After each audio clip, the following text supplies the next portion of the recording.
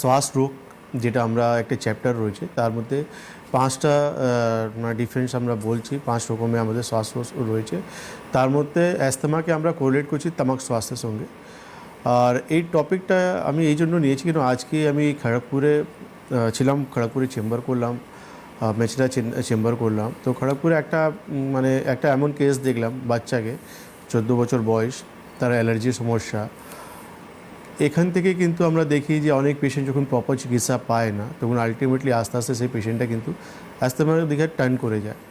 আমরা প্রচুর পেশেন্ট দেখেছি যেখানে কিন্তু সবারই একটাই মাথায় টেনশন থাকে যে অ্যাস্তমা আসলো কোথা থেকে, কেন হলো পেশেন্টের অ্যাস্তমা, আর এ তো কম বয়সে অ্যাস্তমা হয়ে গেল কী কারণে। এই যে আপনি বলছেন 14 বছর বয়স, তার যদি অ্যাস্তমার সমস্যা থাকে বা হয়, অ্যালার্জি ওর 10 বছর থেকে হিস্ট্রি আছে। আচ্ছা, ওর 10 বছর থেকে অ্যালার্জি হিস্ট্রি আছে। তার মানে অ্যালার্জি থেকে অ্যাস্তমা হতে পারে? হতে পারে আপনার। তো এটা একটা অনেক বড় কমন একটা ফ্যাক্টর রয়েছে, যেখানে আমরা দেখি অনেক পেশেন্ট রয়েছে যারা কিন্তু অ্যালার্জির সমস্যা থেকে আস্তে আস্তে অ্যাস্তমা দিকে টার্ন করে যায়। অর্থাৎ ধরুন এই যে কারো চিংড়ি মাছ খেলে, কারো বেগুন ভাজা খেলে, বিভিন্ন রকমের ইস্যু আছে, খাবার থেকে একটা ধরনের অ্যালার্জি হয়, এটাকে অনেকে গুরুত্ব দেয় না, কিংবা ওই খাবারটা সে এড়িয়ে চলে, কিংবা ওই একটু চুলকোলো কোনোভাবে। এটা কি ধীরে ধীরে ধীরে ধীরে টার্ন করতে পারে? অবশ্যই। দেখুন, আপনার অ্যালার্জির প্রবলেমটা হচ্ছে তার সিমটমস বা আপনি তার লক্ষণগুলো যখন আপনি দেখবেন, বেসিক্যালি অ্যালার্জি এমন একটা সমস্যা যে আমার ইমিউন সিস্টেম আমাদের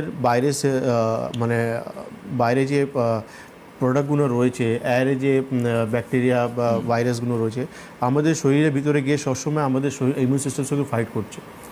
আমাদের উপরওয়ালা শরীরটা এত সুন্দর বানিয়েছে যে আমাদের শরীরের ভিতরে কিন্তু একটা আর্মি অলরেডি ফিক্স করে রেখে দিয়েছে যে আমাদের শরীর, যে আমি নিঃশ্বাস নিচ্ছি বা আমাদের, কেন কি আমরা যখন নিঃশ্বাস নিচ্ছি প্রত্যেক সেকেন্ডে কিন্তু আমাদের মুখে যে এয়ারগুলো যাচ্ছে তার ভিতরে কিন্তু প্রচুর ব্যাকটেরিয়া যাচ্ছে।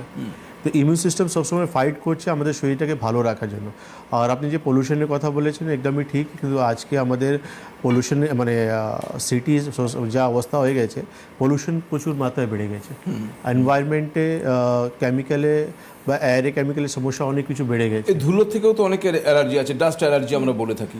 ধুলো থেকে রয়েছে, অ্যানিমালস থেকে অ্যালার্জি রয়েছে, কারো সিজনাল চেঞ্জ হলে অ্যালার্জির সমস্যা হয়ে যায়, ট্রিগার করে যায়।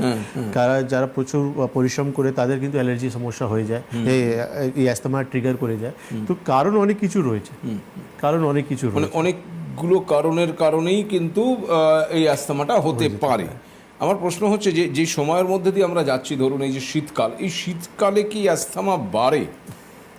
এই সময়তে ট্রিগার করে যায়। ট্রিগার মিনস কেন কি অ্যাকর্ডিং টু আয়ুর্বেদ, আমাদের আয়ুর্বেদে এই রোগটাকে ক্যালকুলেট করেছে যে আমাদের শারীরিক দোষ হচ্ছে বায়ু, পিত্ত, কফ। তো বায়ু আমাদের শরীরে যখন বাড়ে, এটা কফের সঙ্গে মিলে কিন্তু আমাদের রোগটা তৈরি হয়।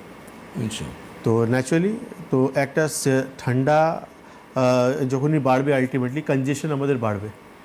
নিঃশ্বাস নিতে যে সমস্যাগুলো যে আমাদের শ্বাসনলীগুলো রয়েছে, সেখানে কিন্তু কনজেশন আর বেশি বাড়বে, মিউকাস সিক্রেশন আর বেশি বাড়বে। সেই জন্য শীতকালে এই অ্যাস্তমা পেশেন্টদের জন্য কিন্তু খুব বেশি কষ্টদায়ক হয়ে যায়। তারা কিন্তু শীতকালে কিন্তু সবসময় নিজেকে অনেকটা অ্যালার্ট রাখে। ডাইরেক্ট হাওয়ায় কন্ট্যাক্টে আসলে কিন্তু তাদের সমস্যা বেড়ে যাবে, ঠান্ডা জলে চান করলেই কিন্তু সমস্যা বেড়ে যায়, অনেকটা বেড়ে যায়। সেই জন্য শীতকাল একটা অ্যাস্তমা পেশেন্টের জন্য কিন্তু সবসময় একটা ডেঞ্জারাস জোন থাকে।